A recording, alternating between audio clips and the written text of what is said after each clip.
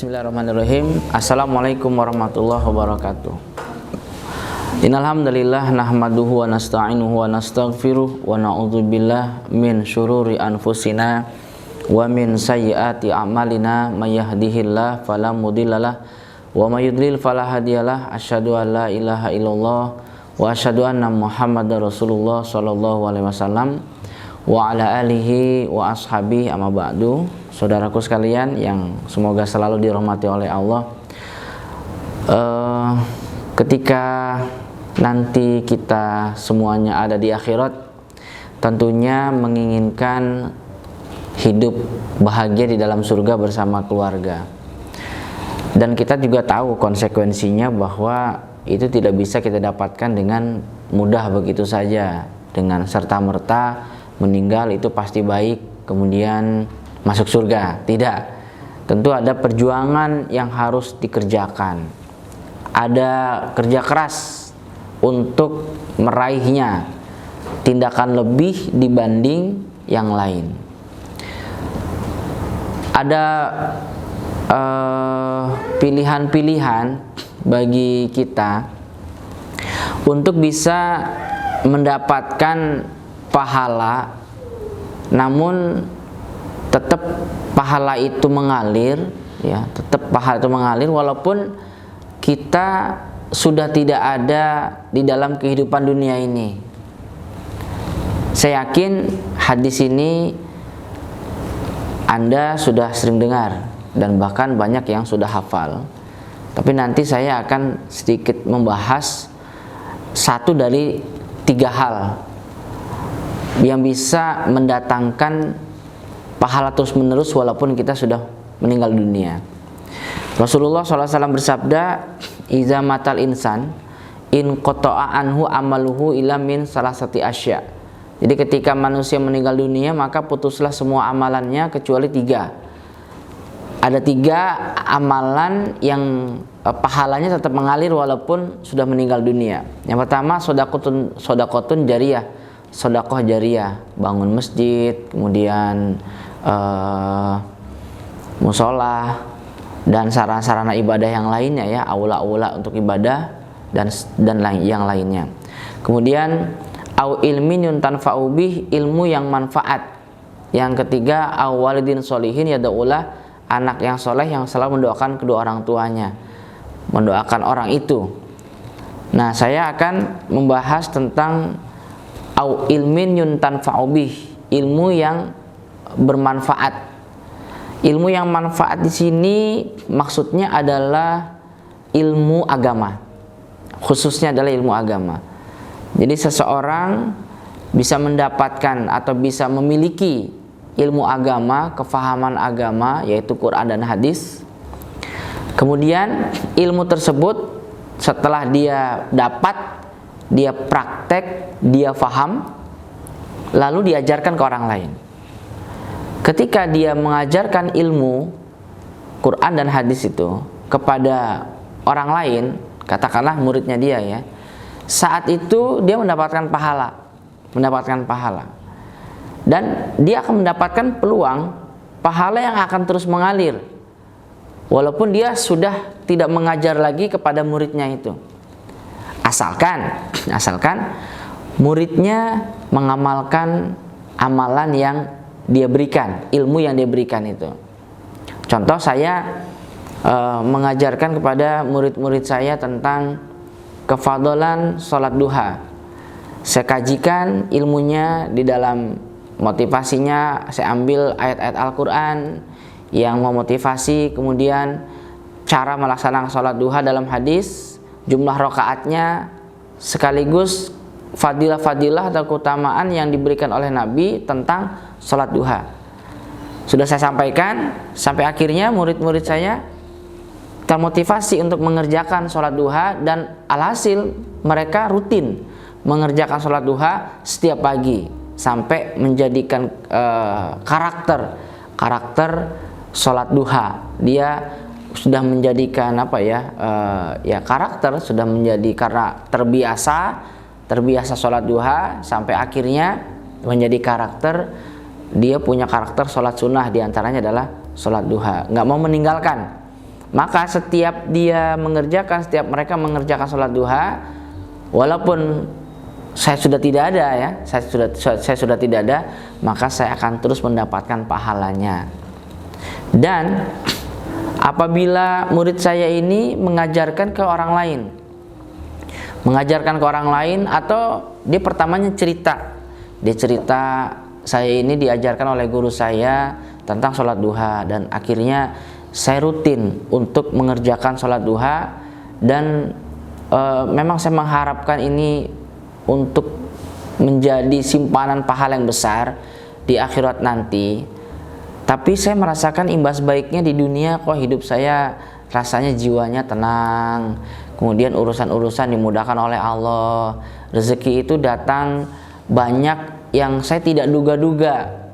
Pokoknya tahu-tahu ketika saya butuh datang aja rezekinya, padahal di luar nalar saya gitu.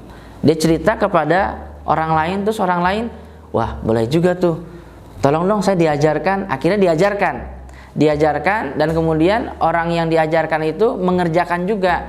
Nah, maka murid saya mendapatkan aliran pahala dari orang yang diajarkan. Saya pun mendapatkan pahala juga. Jadi sudah dapat dari dua orang. Kalau dua orang ini kemudian cerita lagi ke orang yang lain, masing-masing mendapatkan dua, berarti 4 tambah 2 6. Begitu menggulung seterusnya. Itu baru awalnya dari satu orang dan baru satu amalan. Bagaimana kalau amalannya itu ada 10, ada 20, dan diamalkan oleh puluhan orang, ratusan orang, kemudian mengajarkan ke orang lain lagi, Masya Allah, dahsyat sekali itu, dahsyat sekali. Jadi sepertinya kalau kita tidak memilih untuk mendapatkan pahala yang terus mengalir dari ilmu yang bermanfaat, tidak kita pilih, khawatirnya nanti ketika dikubur kita menyesal. Apalagi nanti di hari kiamat. Kenapa ya? Sama-sama diberikan kemampuan oleh Allah.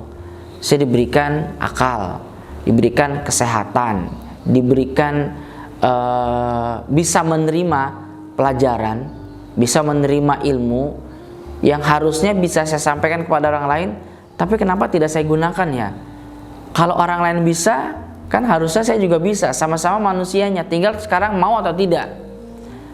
Mestinya kalau kita memahami, ya kita akhirnya memilih bahwa saya harus ambil bagian mendapatkan pahala jariah dari ilmu yang saya dapat, kemudian saya harus sampaikan. Saya kepingin ketika nanti sudah tidak ada, sudah di kuburan, tapi pahala terus mengalir. Dampak baiknya ya, seseorang meninggal dunia dalam keadaan telah banyak ilmu manfaat yang dia sebarkan kepada manusia-manusia, dan alhasil banyak manusia yang mengamalkan ilmu yang telah dia sebarkan itu karena dia memiliki banyak murid. Setelah dia meninggal, ternyata meninggal dalam keadaan ya bawa dosa, namanya manusia biasa ya, bawa dosa. Ada dosa-dosa yang luput dari tobat. Dia nggak sadar, atau dia lupa tobat, atau belum sempat tobat. Karena ilmu yang dia sebarkan itu diamalkan terus oleh murid-muridnya, bahkan murid yang ngajarkan lagi ke orang lain, maka pahalanya kan ngalir walaupun sudah ada di dalam kuburan. Pahala yang ngalir itu mengkikis dosa yang dia bawa mati, sampai akhirnya dosanya habis. Sedangkan ilmu yang pernah dia sebarkan maaf saya minum dulu.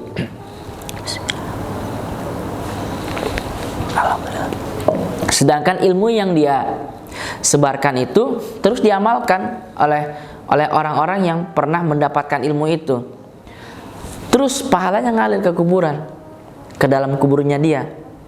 Sampai pada akhirnya karena dosanya sudah nggak ada, jadi tumpukan pahala. Terus sampai ilmu yang dia sebarkan sudah tidak ada lagi yang mengamalkan.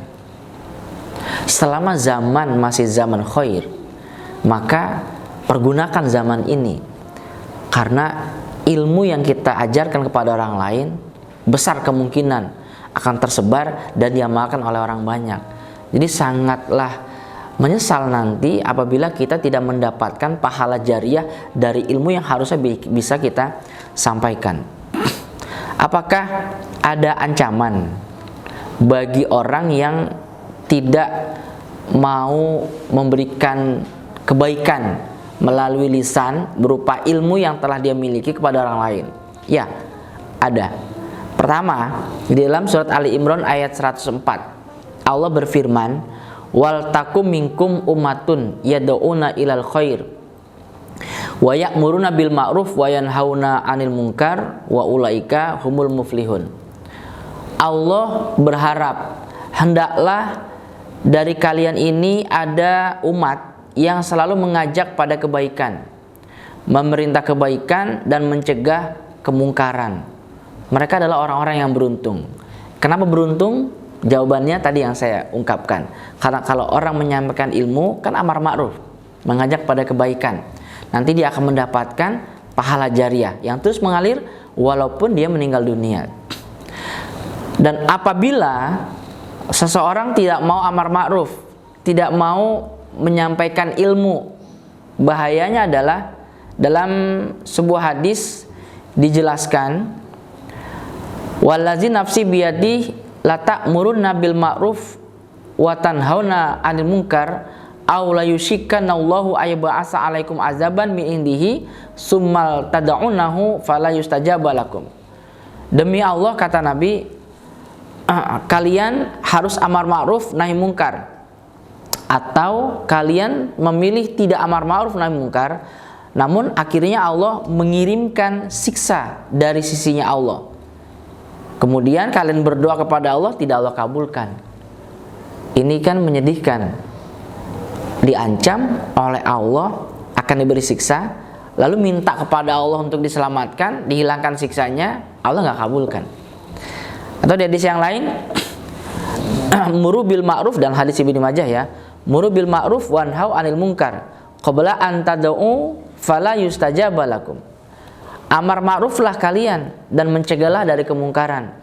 Sebelum kalian berdoa, maka tidak akan dikabulkan. Orang yang mau menyampaikan ilmu yang dia miliki, dampak baiknya adalah doanya mustajab. Kebalikannya, tidak mau amar ma'ruf, tidak mau menyampaikan ilmu, maka ada ancamannya, yaitu doa tidak dikabulkan. Kita ini kan hidup manusia ya, kita hidup ini banyak kebutuhan yang jelas butuh pertolongan Allah. Cara minta pertolongan dari Allah ya hanya dengan berdoa dan berusaha. Usaha saja tanpa doa sombong. Kalau kita berdoa tapi dihalang-halangi oleh Allah karena tidak mau amar ma'ruf, ya rugi. Jadi bagaimana? Ya tidak ada pilihan lain. Kita harus ikut andil, mau menyampaikan ilmu yang kita dapatkan walaupun hanya sedikit. Kata Nabi, balighu anni walau ayat, sampaikan dariku Nabi walaupun hanya satu ayat. Pokoknya sampaikan saja. Perkara dia mengerjakan atau tidak, itu urusannya Allah. Tapi kan Allah Maha Adil. Kalau kita rajin menyampaikan ilmu, nanti Allah akan kasih hadiah. Ada orang yang mau mengamalkan, sampaikan lagi, kasih hadiah lagi. Ada orang yang mau mengamalkan, sehingga dia bisa mendapatkan pahala jariah. Semoga Allah mudahkan kita untuk bisa menjadi hambanya Allah yang bisa mendapatkan pahala jariah dari 3 hal: sedekah jariah, ilmu yang manfaat, dan anak yang soleh yang selalu mendoakan kita. Demikian, mohon maaf atas segala kekurangan, semoga bermanfaat. Assalamualaikum warahmatullahi wabarakatuh.